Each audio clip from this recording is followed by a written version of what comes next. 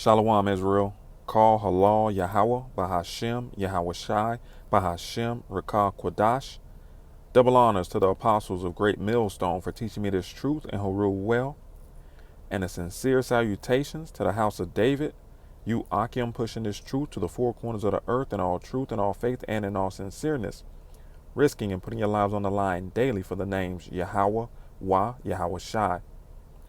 It's Zechariah coming at you with another lesson. Lord's willing, it be edifying. The process is simple and swift. A pinch of the skin, and in a matter of seconds, the chip is inserted. The transformation is complete. And with that, the evil agenda of Davos is complete. A pinch of the skin, insertion of a little grain of rice chip, a slap around the face, you dumb, stupid idiot, and now out on your way through life. As for the pain, I barely felt it. Well, good, because you're never going to feel anything again now that you've sold your soul. but even in this nation of early adopters, not everyone is racing to get chipped. What? Some people are suspicious of this scheme, skeptical even, downright cynical of an alliance between big tech and the government that involves further ability to survey a population at a time of massive regulation and control. Show me where they are, and I will chip them so hard in the hand they won't sit down till next Christmas. There's no central registry tracking how many people are chipped, Not yet. but biohacker Hannes Wellblood estimates between 5 and 10,000. In the future, do you think everyone is going to be chipped? I think it'll be voluntary, Where have we had that before? but I am certainly convinced that millions of people will find it very, very valuable to have a smart device under their skin. Human microchipping may be our future, but in Sweden, it's already reality. When a rich man speaketh, every man holdeth his tongue, and look what he saith, they extol it to the clouds. But if the poor man speak, they say, What fellow is this?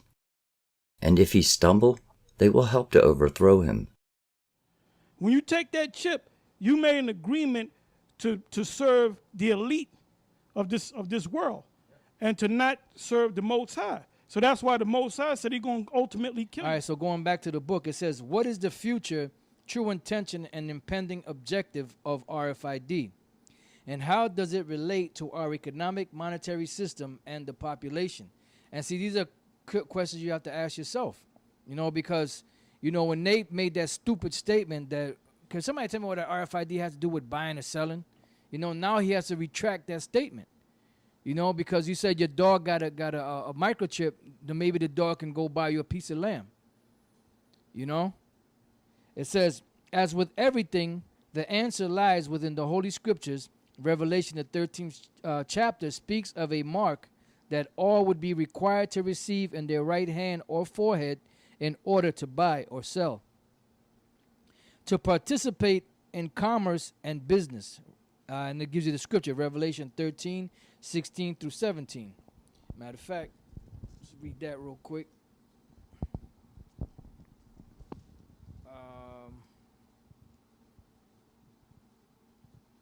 This is the book of Revelation, chapter 13, verse 16. And he causeth all, both small and great, rich and poor, free and bond, to receive a mark in their right hand or in their foreheads, and that no man might buy or sell save he that had the mark of the name or the name of the beast or the number of his name. It's all laid out there for you. It says, okay. It says, let us examine this word mark in detail. The Greek charagma means an imprinted mark, a thing carved, sculpted, or graven. This future prophecy is in direct violation of the laws of the Most High. Leviticus 19 and 28. It says, forbids the cutting into flesh. Matter of fact, let's get that. Leviticus 19:28. All right, this is the book of Leviticus, chapter 19, verse 28. Ye shall not make any cutting in your flesh for the dead, nor print any marks upon you. I am the Lord, Yahweh Bashem Yahushai. Now, when you look up that word mark, which it says, in the printing of marks upon us, the Hebrew word used here for the word marks is kwai, means an incision, imprint, tattoo, mark, stigma. The word stigma derives from the Greek sty, or stigma, used in Galatians 6:17, meaning to prick, cut, pierce, slit, from the Greek word sty or stizo, to stick, where ultimately we get the word stigmata from in reference to the wounds of the crucified Yahushua.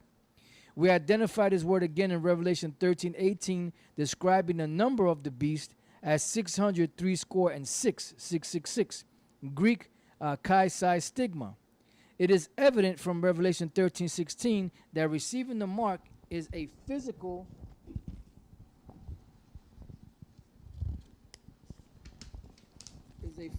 act. From Leviticus 19:28 and Revelation 14:9-11, that is a grave sin prohibited by the Most High. Now the brother just read in Ezekiel the 9th chapter and the 4th verse about the mark, right? Now you got, listen good, this is from Nathaniel 7, all right? Nathaniel 7 and his cohorts are teaching that we go off when we talk about the mark of the beast. Now what about the mark of the Most High? The Most High don't put a chip in you, right? Right. Well, if you understand the Hebrew or the Greek, you would know that the word in Ezekiel 9:4-6, when it reads about the mark, the word in the Hebrew is sawa. Right. All right? Now the word sawa from the Hebrew means to desire, listen, to exempt from judgment. So in other words, when you read Ezekiel 9:4, the Most High, when you read the first verse, it tells you how the Most High sent out the angels to kill Israelites. But he said the one, matter of fact, read it again. From the first verse? From the first verse. To show you that it's Ezekiel 9:1. To show you that it's talking about angels, all right? Ezekiel 9:1. He cried also in my ears with a loud voice, saying, cause them that have charge over the city, those are the angels, all right? Go ahead. To draw near, even every man with his destroying weapon in his hand. Go ahead. And behold, 6 men came from the way of the higher gate, which lieth towards the north, and every man a slaughter weapon in his hand. These wasn't men, these were angels. When you read the whole story, you see that they're angels, because angels had come in the form of men. Acts the 1st chapter, angels come in the form of men. All right? Go ahead. And one man among them was clothed with linen, with a writer's inkhorn by his side. He's wearing linen, so it ain't talking about the white man. Go ahead. And they went in and stood beside the brazen altar.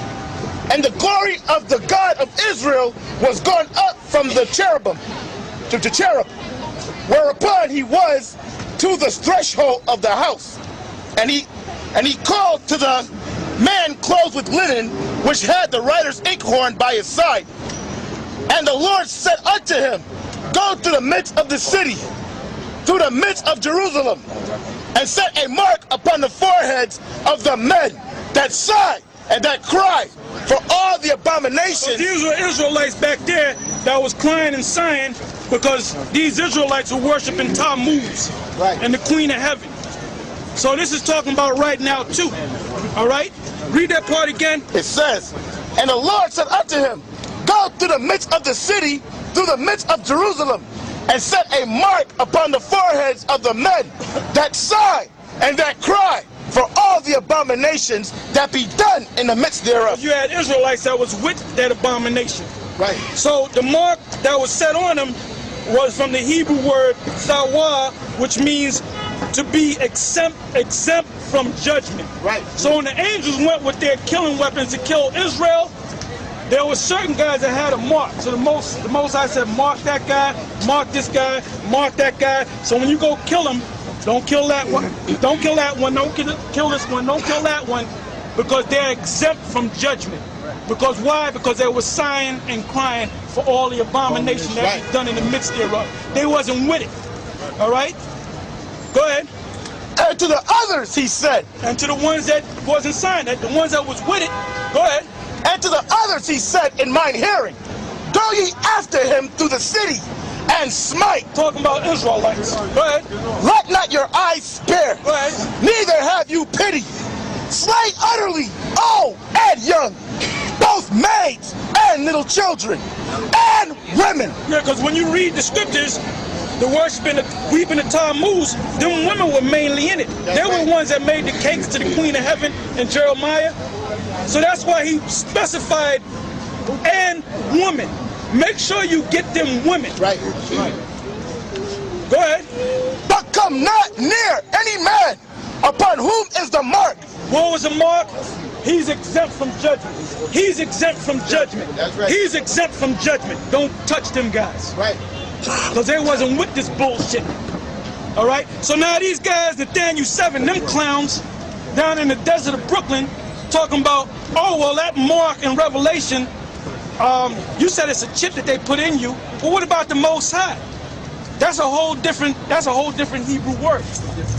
It's a different mark. Actually, it's from the Greek word, charagma, from the Greek, which means a stamp, an imprinted mark, right? Yeah. As a mark branded on a horse, to carve, to cut in. Where is that again? Excuse me? Where was that? What's that? What's The word, okay, the word is from a Greek word. When you read, matter of fact, go to Revelation 13 and 16. Matter of fact, read this whole list of scriptures. Revelation 13, 16, jump to 17. Revelation 14, 8 to 9. Revelation, get these scriptures. Revelation 14, 11 on down. Revelation 15, 1 and 2. Revelation 16, 2 to about 4. Revelation 19, 20. Read a couple of verses in there. Revelation 24, and read a couple of verses in there. All right? Anytime these scriptures that I called out, if everybody got it, it's all going to use that word mark. And when you go into the Greek, the word there, like I said, is charagma. All right? Like I said, I'm going to say it again. A stamp, an imprinted mark, as a mark branded on a horse, to carve, to cut in. Revelation 13 and 16, right? Yeah, read loud. Revelation 13 and 16. And he causeth all, both small and great, rich and poor, free and bond, to receive a mark in their right hand or in their foreheads, and that no man might buy or sell save he that had the mark, or the name of the beast, or the number of his name. That's plain. What verse you in? 17. All right, now go from there. We don't got to read on. Go to the 14th chapter, 8 and the 9th verse. Go ahead. 14 and 8. I got it. 14 and 8. Revelation 14 and 8. And there followed another angel saying, Babylon is fallen. It's fallen. That great city. We don't got to tell you who Babylon is. Go ahead. Because she made all nations drink of the wine of the wrath of her fornication.